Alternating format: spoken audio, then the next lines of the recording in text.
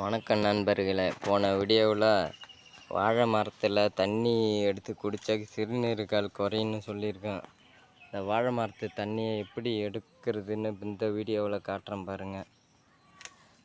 இதுமாரி ஒரு குழம்பு குழி கரண்டியை எடுத்துக்கிட்டு வாழைத்தண்டு நடுப்புற நல்லா குழியாக்கிட்டிங்கன்னா தண்ணி ஊற ஆரம்பிச்சிடும்.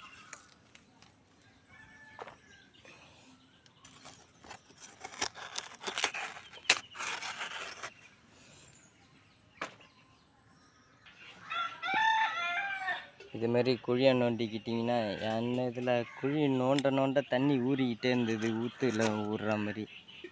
நீங்கள் ஊறி ஒரு 10 நிமிஷம் கழித்து இந்த குழியை நொம்பிடும், ஃபுல்லாகவே வந்துடும் தண்ணி.